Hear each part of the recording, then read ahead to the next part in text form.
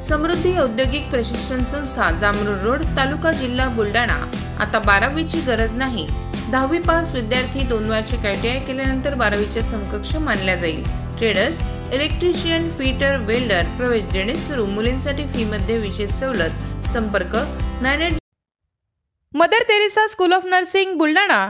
GNM साठी प्रवेश देणे सुरू। पात्रता 12वी उत्तीर्ण। शिष्यवृत्ती उपलब्ध। SC ST मोफत प्रवेश। संपर्क mother Teresa school of nursing Jamrund road Kolwad Buldhana.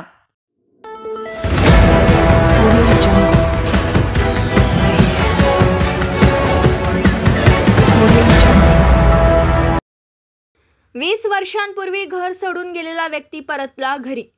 पंढरपूरला विठुरायाचं दर्शन केल्याने झाले मन परिवर्तित।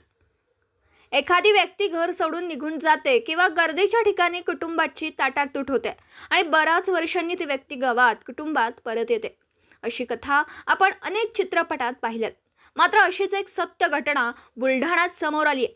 बुलढाण्याच्या संग्रामपूर तालुक्यातील टाकळेश्वर गावातील अवचितराव मोरखडे यांची घरची परिस्थिती बेताची असल्याने ते आपल्या कुटुंबासह कामाच्या शोधात गुजरातमध्ये गेले।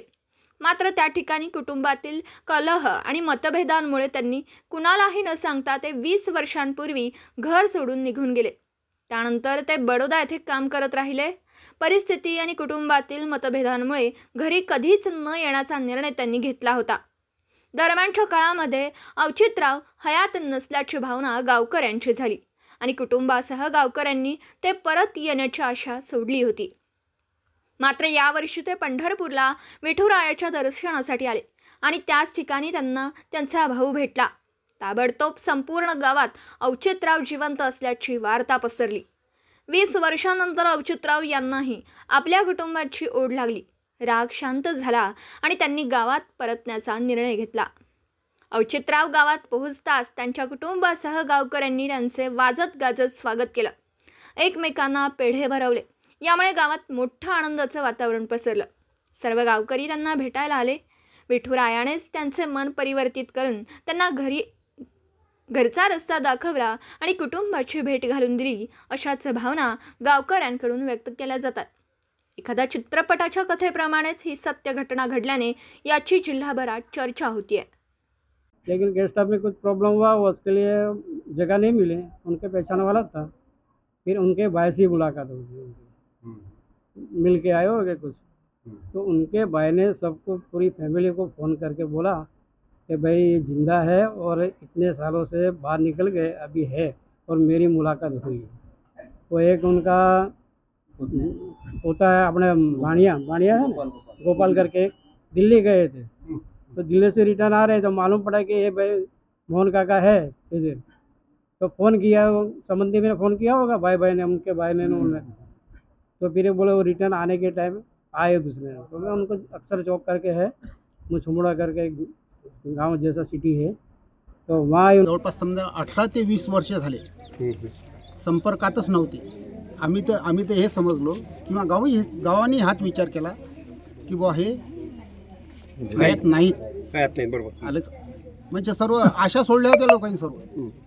पण माझ्या आयुष्यात असा जिद्दी माणूस मी पहिल्यांदाच पाहिला। 1 वर्ष जर आपण कोण्या ठिकाणी समजा आपल्या कुटुंबापासून जर वेगळं झालं तर आपल्याला आपल्या घरची आठवण येते। 20 वर्ष जर समजून चाल हा माणूस या ठिकाणी गावापासून वेगळा राहिला तर वेगळाच माणूस आहे। असंच घर कंकासमुळे कंटाळलो होतो आणि निघून गेलो। आणि त्यानंतर आपण अगदी संपर्क तोडला या गावाशी, नातलगांशी। त्यामुळे या लोकांना असं वाटलं की तुम्ही नाहीच। वाटू शकते ना, एवढी दिवस कोणी अंडरग्राऊंड वाटू शकते ना। मग याबद्दल तुम्हाला काही वाटलं नाही का की आपण आपल्या परिवार लोकांना? नाही, अशी नफरतच एवढी झाली होती की आपल्या वापस जायचंच नाही। आता आपल्या मनात कसं काय प्रेम निर्माण झालं की आपण आपल्या गावाकडे जाऊ? मी पंढरपूर यात्राहून आलो आणि बसमध्ये थकून गेलो होतो। वरसाला उतरलो तर गेस्ट हाऊसमध्ये आधार कार्डची एंट्री लागत होती। आधार कार्ड माझा मोबाईल चार्जिंग पुरं झालं होतं। रिचार्ज करून हे करतो, लाईट नव्हती। 1 वाजता लाईट येणार होती। तर माझ्या काकाचा मुलगा आहे वलसाडमध्ये, म्हटलं याच्या घरी जाऊ। तर त्याच्या घरी गेलो, सर्वांना माहीत झालं आणि माझ्या भाभीने म्हटलं की तुम्ही एक बार गावाला जा, नाही तुमच्या आईचा जीव नाही जाणार, किती वर्षापासून जीव अटकेला आहे. आपण या गावातून निघून गेल्यावर तिथं कुठं भेटले, कुठं राहिले? मी बोर्डामध्ये राहिलो 2 वर्ष फुटपाथवर काढले मी. बडोदा बोर्डा 2 वर्ष फुटपाथवर काढले. फुटपाथवर काढले. नंतर त्याच्यानंतर तो उपेंद्र हे मागच बसलाय, हो हो याचा संपर्क झाला. हो हो आम्ही धीमे रोडवर धंदा चालू केला. बरं त्याच्यानंतर दुकान भाड्याने ठेवली. एक होतं, त्यानंतर 2 चालू. पहिले आंबेडचं होतं आमच्यावर, तर आम्ही त्यानंतर पंजाबी पण चालू केलं. बरं दोन्ही धंदे चांगले चालायला लागले. तर त्यामध्ये आम्ही सेट होऊन गेलो. तर एवढे वर्ष कुठे गेले माहिती नाही पडलं. म्हणजे आयुष्यातले जवळपास 20 वर्ष आपण हो. बडोद्याला म्हणजे दुसऱ्या राज्यामध्ये राहतात, कुठं गेले माहिती कुठे आनंदात गेले. हा.